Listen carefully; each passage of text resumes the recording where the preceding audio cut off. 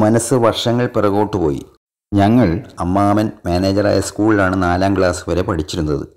മരുമക്കളെ എല്ലാവരെയും യഥാർത്ഥ വയസ്സിൻ്റെ 1 വയസ്സ് കൂട്ടിയാണ് ഇവിടെ ചേർത്തത്. കാരണം സ്കൂളിൽ കുട്ടികൾ നന്നേ കുറവ്. അന്ന് പഠിക്കാൻ സ്കൂളിൽ കുട്ടികൾ കുറവാണല്ലോ. മാത്രമല്ല സ്കൂൾ നിലനിൽക്കുകയും വേണമല്ലോ. എല്ലാവരും ഓരോ ക്ലാസ്സിൽ തോറ്റിട്ടുണ്ട്. ഇന്നാണെങ്കിൽ 100 വട്ടം ജയിക്കുമായിരുന്ന മോശമല്ലാതെ പഠിക്കുന്ന ഞാനും മറ്റുള്ളവരും തോറ്റു. അന്ന് ഇന്നത്തെ പോലെ മുഴുവൻ പാസ്സില്ല.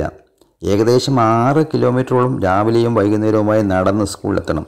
മഴക്കാലത്ത് ഭയന്ന് വിറച്ചാണ് ഓലക്കൊടിയും എടുത്ത് സ്കൂളിലെത്തുന്നത്. മഴക്കാലത്ത് വീടിന് മുന്നിലെ വയലിലാകെ ചുവന്ന മലവെള്ളം കയറും. വഴിയിൽ പോതിരട്ട മുക്ക് അപകടകരമാണ്.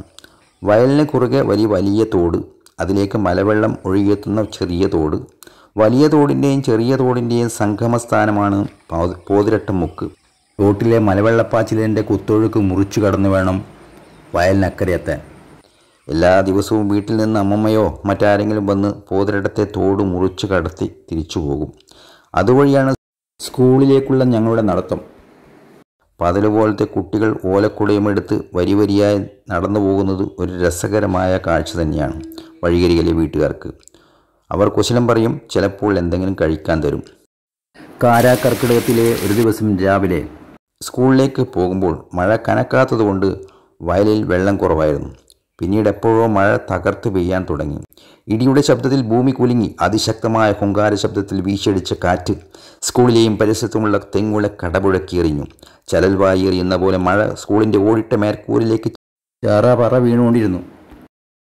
ഞങ്ങൾ സ്കൂൾ കുട്ടികൾ ഒന്നുമറിയാതെ ക്ലാസ് റൂമിലിരുന്ന് ചലവില കൂട്ടി. അധ്യാപകർ ഞങ്ങളെ വിട്ട് പുറത്ത് മഴയുടെയും കാറ്റിൻ്റെയും രൗദ്രതയെക്കുറിച്ച് എന്തെല്ലാമോ പറഞ്ഞുകൊണ്ടിരിക്കുന്നു. മഴ മണിക്കൂറുകൾ നീണ്ടുനിന്നു. മെല്ലെ മഴയുടെ കാഠിന്യം കുറഞ്ഞു. നേരം പോകെ സ്കൂളിലെ 4 മണി നാദം മുഴങ്ങി. ഭാരമുള്ള പുസ്തകക്കെട്ടും ഓലക്കുടയും എടുത്ത് ഞങ്ങൾ ഇറങ്ങി നടന്നു.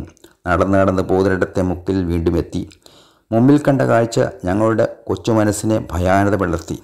വയൽ നിറയെ ചെഞ്ചോര പോലെയുള്ള മലവെള്ളം നിറഞ്ഞിരിക്കുന്നു. പടിഞ്ഞാറ് മലയുടെ നെറുകയിൽ ആകാശത്ത് സൂര്യൻ ചഞ്ചായം പൂശാൻ ആരംഭിച്ചിരിക്കുന്നു. ചുവപ്പ് രാശിയിൽ വയലിലെ വെള്ളത്തിൻ്റെ നിറം പിന്നെയും ചുവന്നു തുടുത്തു. വിശാല ജലനിരപ്പിൽ ചാറ്റൽ മഴ നൃത്തം വെച്ചു. കാരാക്കർക്കിടകത്തിലെ കറുത്തുരണ്ട ആകാശം ചുവപ്പ് കലർന്ന കടും കറുപ്പിന് വഴിമാറിക്കൊണ്ടിരിക്കുന്നു. കൊച്ചു മനസ്സുകളിൽ ഭീതി വളർന്നു. തോട് മുറിച്ചു കടത്താൻ വരാറുള്ള അമ്മമ്മയെ കാണുന്നില്ല. പിന്നീടുണ്ടായത് കൂട്ടക്കരച്ചിലാണ്. കരച്ചിലിൻ്റെ ശബ്ദം വയലിനക്കരെ എത്തി. ഒന്നൊന്നും വാച്ചിൽ നോക്കിയല്ലോ സമയം ക്ലിപ്തപ്പെടുത്തുന്നത്. അമ്മമ്മ 5 മിനിറ്റ് സമയം വൈകിയതാണ് പോകിലായത്. കരച്ചിൽ കേട്ട് ഓടിയെത്തിയ അമ്മമ്മ മലവെള്ളം നീന്തി കടന്നു വന്ന് ഞങ്ങളെ അക്കരെ എത്തിച്ചു.